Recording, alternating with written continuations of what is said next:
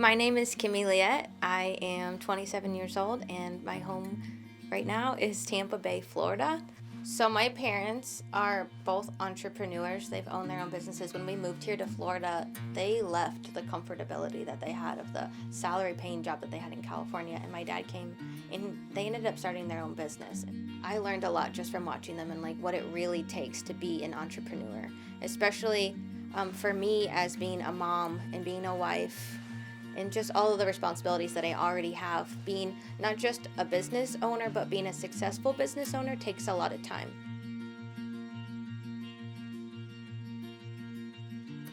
So my husband and I love to travel, and we were actually missionaries overseas for some time at the beginning of our marriage, which is like totally a crazy way to start your marriage. It's like backwards because we sold everything. So when we came back, we literally had nothing. When we were overseas, I was buying leather bags and bringing them back and selling them, and I kind of started my own shop that way. But it was really hard for me to keep going back to Guatemala and then bringing them back over. So that was when I stopped doing that. I felt like kind of like a dream in me had died, and I was sad because I really enjoyed it.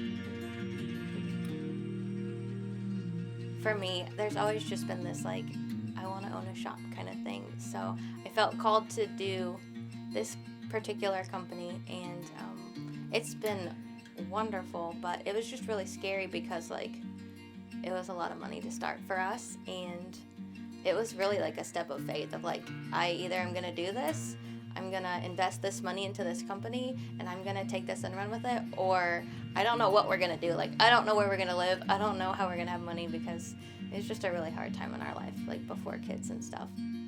Real life is good. All right, so this is the Shirley kimono. This one's a medium. Bold, that dipped extra small. You got it, Vonda. That one's super cute. I love it. This blue one.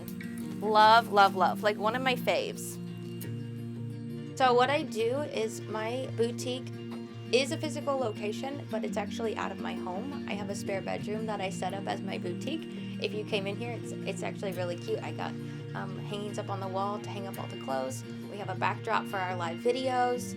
I have a place where you can try on clothes. So I do have open houses, but primarily most of it is online, and it makes it really easy for women to shop.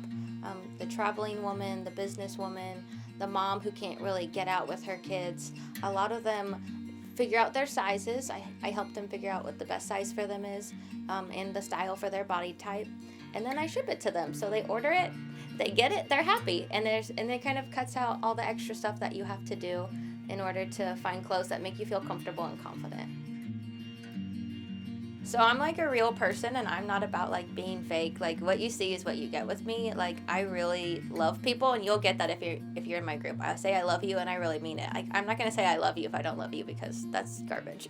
But anyway, so there's been times where I've been really down. Like I had a hard pregnancy, and with Liberty, my 5-month-old, and I didn't want to get on the camera. But if I'm not on the camera, then I'm not selling anything, and it's hard for people to see what's going on in my life if I'm not on there.